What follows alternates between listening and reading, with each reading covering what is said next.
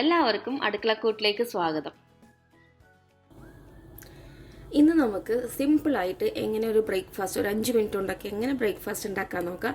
അതിനായിട്ട് ഞാനിപ്പോൾ പാസ്ത എടുത്തിട്ടുണ്ട്. പാസ്ത നിങ്ങൾ വിചാരിക്കുന്നത് ഇതെന്താ 2 ഷേപ്പിലെന്ന്.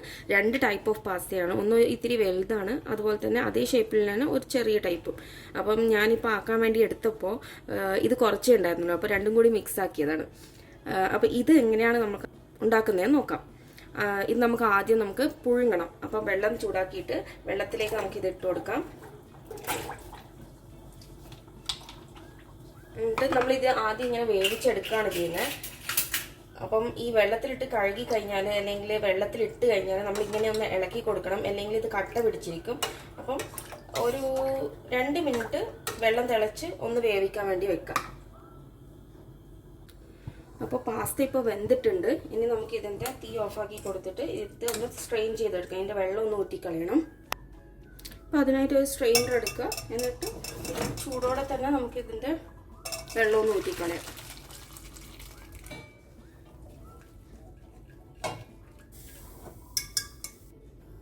ഇനി നമുക്കിതിലേക്കുള്ള മസാല പ്രിപ്പയർ ചെയ്യണം. അതിനായിട്ട് ഒരു പാൻ സ്റ്റവിൽ വെക്കുക. എന്നിട്ട് അതിലേക്ക് ഒരല്പം എണ്ണ ഒഴിച്ചു കൊടുക്കുക. ഒരുപാട് വേണ്ട, ഒരല്പം. എണ്ണ ചൂടായി കഴിയുമ്പോൾ അതിലേക്ക് ഇഞ്ചി വെളുത്തുള്ളി പേസ്റ്റ് ഇട്ട് കൊടുക്കുക.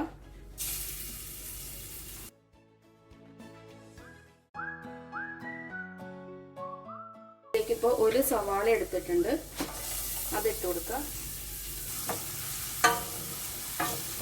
സവാളയുടെ കളറൊക്കെ ഒന്ന് മാറി കഴിയുമ്പോഴത്തേക്ക് നമുക്ക് തക്കാളി ഇട്ട് കൊടുക്കാം. തക്കാളി ഞാൻ ഒരു 1/2 പീസേ എടുത്തിട്ടുള്ളൂ. ഇതിൻ്റെ കൂടെ തന്നെ നമുക്ക് പച്ചമുളക് ഇട്ട് കൊടുക്കാം. ഒരു പച്ചമുളക് എടുത്തിട്ടുള്ളൂ. അത് നിങ്ങളുടെ എരിവിനനുസരിച്ച് നിങ്ങൾക്ക് എടുക്കാം.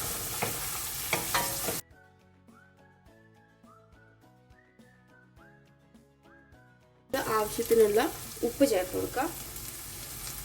ഒരു പിഞ്ച് മഞ്ഞൾപ്പൊടി, 1/2 ടീസ്പൂൺ മുളക് പൊടി, ഒരു പിഞ്ച് ചിക്കൻ മസാല ഇട്ട് കൊടുക്കുന്നുണ്ട്. ഇതൊക്കെ ഇതിൻ്റെ പൊടികളുടെ ഒക്കെ ഒരു പച്ചമണം മാറുന്ന വരെ ഒന്ന് സോട്ട് ചെയ്തെടുക്കുക.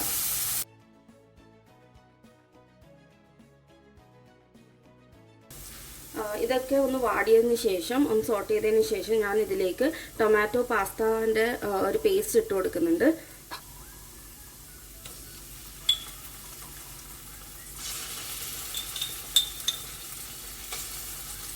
ഞാനിപ്പോൾ ഇവിടെ 3 ടീസ്പൂണാണ് ഇട്ട് കൊടുത്തിട്ടുള്ളത്.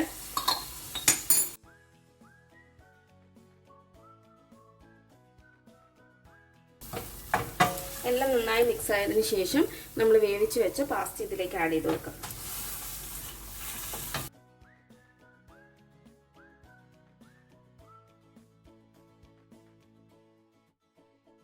ഏറ്റവും ലാസ്റ്റ് ഒരല്പം മല്ലിയിലയും കൂടി.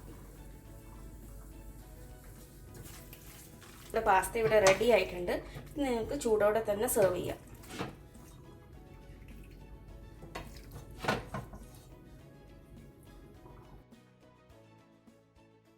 ഇന്നത്തെ പാസ്ത റെസിപ്പി ഇഷ്ടപ്പെട്ടിട്ടുണ്ടെങ്കിൽ തീർച്ചയായും നിങ്ങളുടെ ഫ്രണ്ട്സിനും ഫാമിലിക്കും ഷെയർ ചെയ്യണേ. അതുപോലെ അടുക്കളക്കൂട്ട് ചാനൽ ആദ്യമായിട്ട് കാണുകയാണെങ്കിൽ ആ സബ്സ്ക്രൈബ് ബട്ടൺ ക്ലിക്ക് ചെയ്യാൻ മറക്കരുത്. താങ്ക്